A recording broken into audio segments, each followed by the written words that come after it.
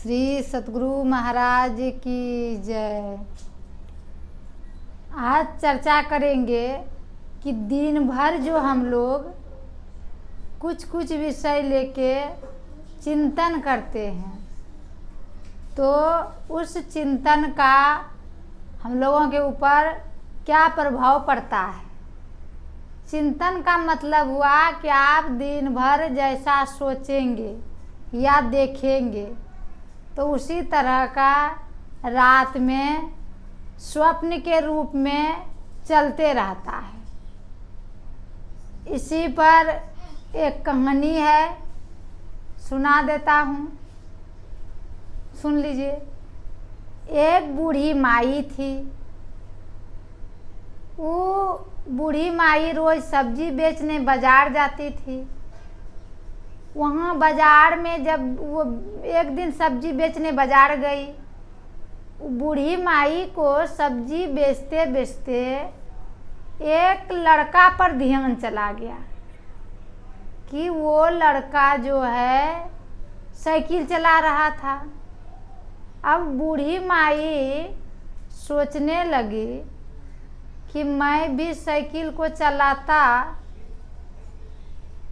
तो कितना अच्छा होता। क्या हुआ कि बूढ़ी माई बाजार में जब तक रही तो वह यही बात को सोचते रह गई कि साइकिल हम भी चलाते, मेरे पास भी साइकिल होता। उसके बाद बूढ़ी माई को इसी साइकिल चलाने वाला चिंतन हो गया दिमाग में सेट। अब बूढ़ी माई घर आई, घर में भी उसको यही दिमाग में चल रहा था कि मेरे पास भी साइकिल होता तो हम भी साइकिल चलाते। उसके बाद क्या हुआ कि बूढ़ी माई को उसका बेटा पोता खाना उना दिए। उसके बाद वो सो गई। तो सोने के बाद कहने का मतलब है कि दिन भर आप जैसा सोचिएगा तो रात में भी उसी तरह आएगा।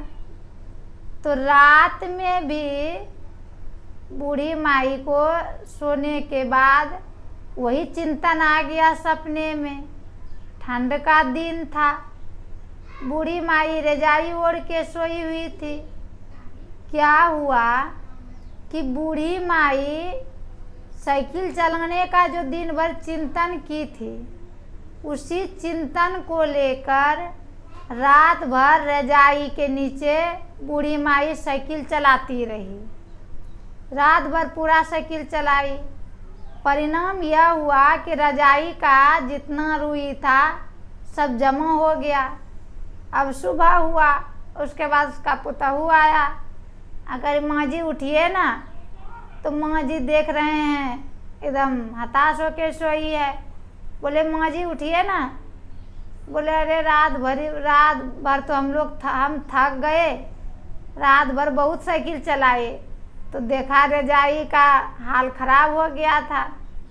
तो कहने का मतलब है कि हम लोग जैसा दिन भर चिंतन करेंगे वैसा ही हर वक्त होगा। आप ज़्यादातर चिंतन जो चीज़ का कीजिएगा वही चीज़ दिमाग में सेट होगा।